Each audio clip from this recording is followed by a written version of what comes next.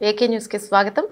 Telangana anganwadi teachers and helpers union CITU జిల్లా committee ఆధ్వర్యంలో అంగన్వాడీ సమస్యలు పరిష్కరించాలని తెలంగాణ ఐటీ శాఖ మంత్రివర్యులు దుద్దిల శ్రీధర్ బాబు గారిని కలిసి వినతి పత్రం ఇవ్వడం జరిగింది. సందర్భంగా యూనియన్ జిల్లా ప్రధాన కార్యదర్శి జి జ్యోతి మాట్లాడుతూ అసెంబ్లీ సమావేశాల్లోని ఎన్నికలకు ముందు కాంగ్రెస్ ప్రభుత్వం ఇచ్చిన హామీ మేరకు రిటైర్మెంట్ అయ్యే అంగన్వాడీ టీచర్లకు 2 లక్షల ఆయాలకు ₹1,00,000 చెల్లించాలని మరియు వేతనాల పెంపుపై ప్రకటన చేయాలని మంత్రి గారిని కోరడం జరిగింది.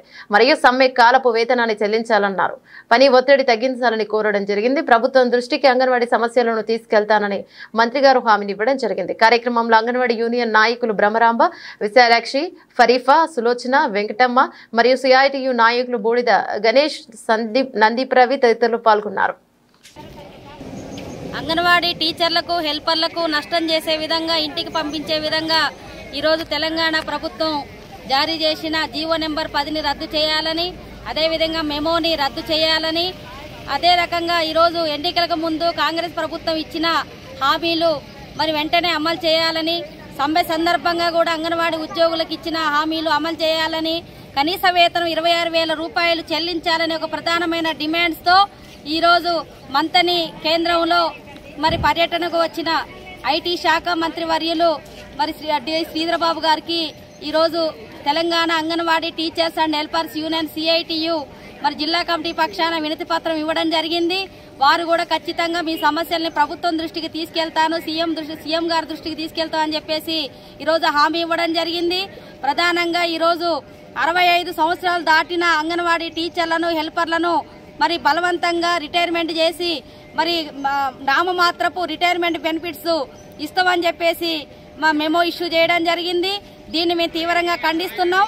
గత 20 రోజులుగా అంగన్వాడీ టీచర్లు హెల్పర్లు చాలా ఆందోళన చెందుతున్నారు. రాష్ట్ర వ్యాప్తంగా ఈ విషయం మీద అన్ని చోట్ల కూడా ఆందోళన కార్యక్రమాలు జరుగుతున్నాయి, రిలే నిరాహార దీక్షలు జరుగుతున్నాయి.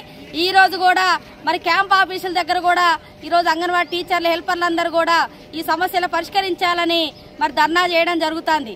కాబట్టి ఇప్పటికైనా సరే ముఖ్యమంత్రి గారు జోక్యం చేసుకొని ఈ సమస్యల మీద ఖచ్చితంగా స్పందించాలి.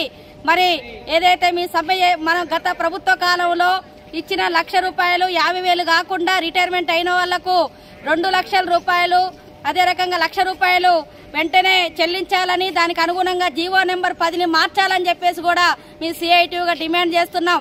అదేవిధంగా వేతనంలో సగం ఈరోజు పెన్షన్ గా చెల్లించాలని చెప్పేసి కూడా మేము ప్రభుత్వాన్ని అడుగుతున్నాం.